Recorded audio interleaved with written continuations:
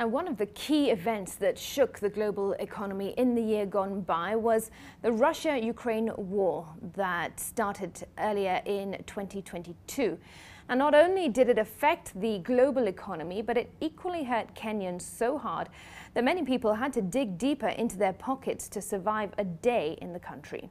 So how did events that unfolded in Eastern Europe affect an East African country over 5,000 miles away?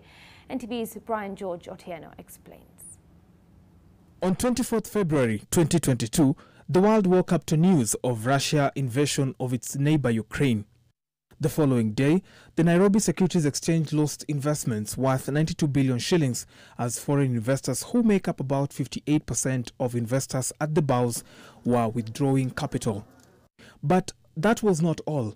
The Russia-Ukraine invasion effect was to cause far-reaching effects to Kenyans.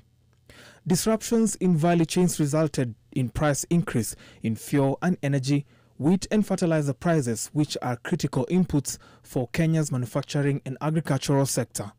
Russia, being the world's third largest producer of crude oil, faced sanctions in its oil exports, creating a major shortage globally. Kenyans witnessed the highest ever fuel increase, with petrol retailing at 179 shillings per litre, up from 159 shillings in early September 2022.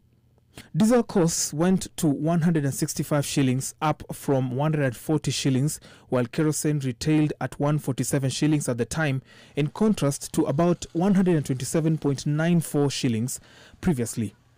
The shortage in fuel saw a once-in-a-lifetime phenomenon where Kenya's refuel stations totally lacked fuel. This equally impacted the cost of electricity as fuel charge on the end-user tariff went higher.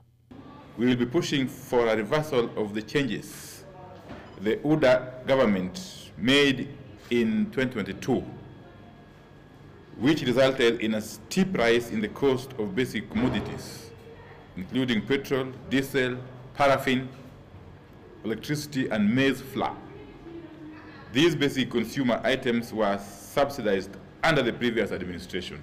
All this formed fodder for the just concluded August 8th Kenya general election, with the then President Uhuru Kenyatta and his successor William Ruto, then deputy, trading vicious blows on the high cost of living and how the country got to such a precarious position that saw millions suffer starvation.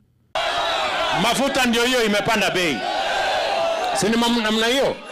Sasa badala ya watu kushughulikia mafuta, wanaanza mambo ya fitina, ati wananipangia. Sasa mnanipangia nini? Pangieni mafuta kwanza iteremke chini. Anza vita ambaye sisi hata hatuelewi, ambaye imesababisha bei ya mafuta, bei ya vyakula kwa nchi zingine kupanda na kutuletea shida zingine.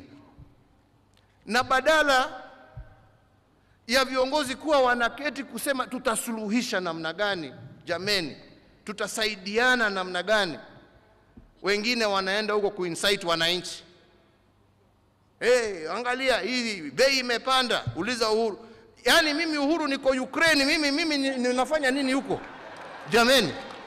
Another key sector that took a blow is the agricultural sector. Kenya imports wheat, oil, iron, steel and fertilizers from Russia and Ukraine. Now, Russia and Ukraine dominate wheat imports in the East African region. In Kenya, for example, 67% of wheat is from Russia, 22% from Ukraine, and 11% from the rest of the world. Russia is the world's largest exporter of fertilizer and exports a significant volume of fertilizer to the East African region.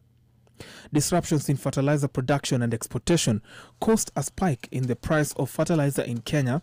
In March 2022, the price of fertilizer doubled from the long rains planting season of March to April to May 2021, from 2,500 shillings to more than 5,000 Kenya shillings at the time.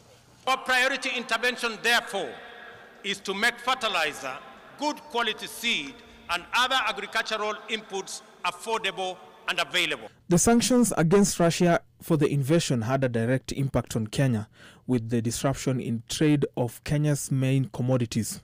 Flour farms in Kenya reduced production significantly because of depressed demand, and the tea sector was not spared either, as Russian tea buyers kept off the auction following the announcement of the sanctions. the United Nations Development Programme Kenya chapter recommended the strengthening of social protection systems to protect fragile livelihoods following the advent of COVID-19 pandemic and seeking alternative exports markets for Kenya's coffee and tea. In this context, social protection would also mean inclusion of subsidies on key commodities and stimuli packages. However, this will not be possible as the International Monetary Fund has the country's noose on tighter austerity measures, among them wresting of subsidies to channel tax revenues towards debt retirement.